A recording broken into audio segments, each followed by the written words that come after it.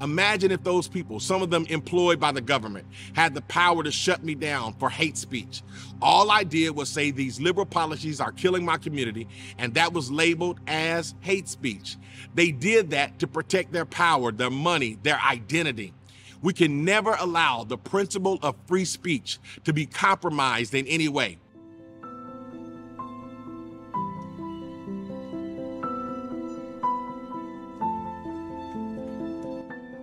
Hello, America. I'm Pastor Corey Brooks. From the Southside of Chicago to the nation's capital, this is Rooftop Revelations.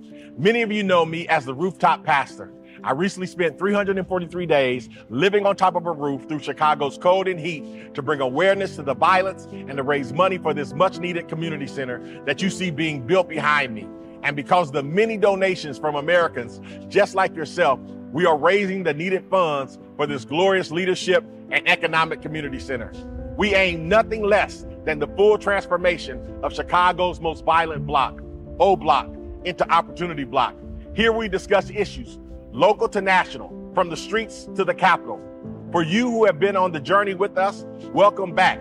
And if this is your first time watching Rooftop Revelations, we're glad you're joining us for this latest edition of Rooftop Revelation. Kamala Harris, picked for Vice President, Tim Walz, has repeated the claim during the campaign that there's no guarantee to free speech.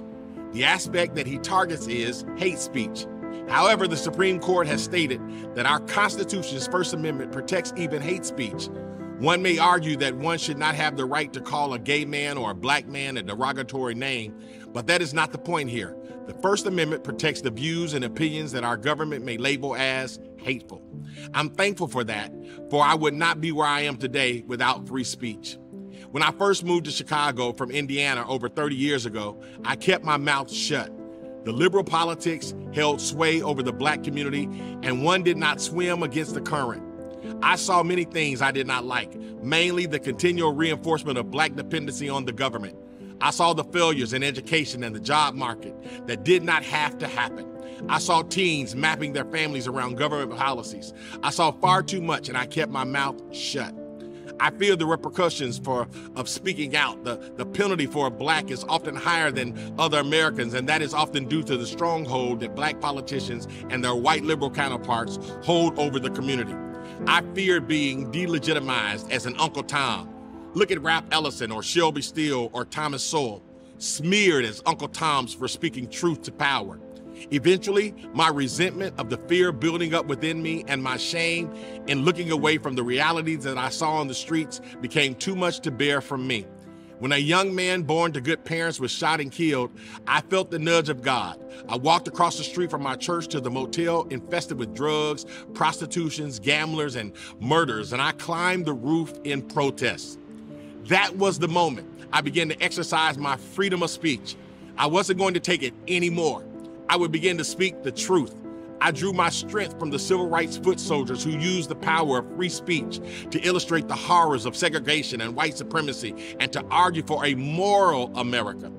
I didn't stop there. A few years after raising enough funds to buy and tear down the motel, I came out as a Republican. In doing so, I broke publicly with the politics of my community. I began to speak out against the 60-plus years of liberal policies that destroyed my community. In response, I faced death threats. I had to put my family into hiding. My church was robbed. Most of all, people accused me of speaking hatred. That is why freedom of speech is so important.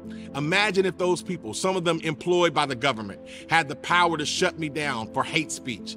All I did was say these liberal policies are killing my community, and that was labeled as hate speech. They did that to protect their power, their money, their identity. We can never allow the principle of free speech to be compromised in any way. It is the greatest principle and power that man could ever possess. Just look back at the history of mankind and you will see that nearly every advance in some sort starts with man speaking his mind. Look no further than me. I never stopped speaking since I announced that I was a Republican. Several years ago, Fox News asked if I wanted to work with them, and we created the Rooftop Revelations series. What makes me most proud of that series is that we allowed so many people from the South Side to speak without varnish to the public. It was raw and truth. It allowed outsiders to see directly into our community and to what the need is. That is why today, I am in the middle of building a $40 million leadership and economic center across the street from my church. Yes, the very same location where that motel once stood. That is the power of free speech, and that is why we must never allow it to be compromised in any way. We have everything to gain from it, especially the truth that gives us the power to advance society. God bless you, God bless America, and God bless free speech. This has been another Rooftop Revelation.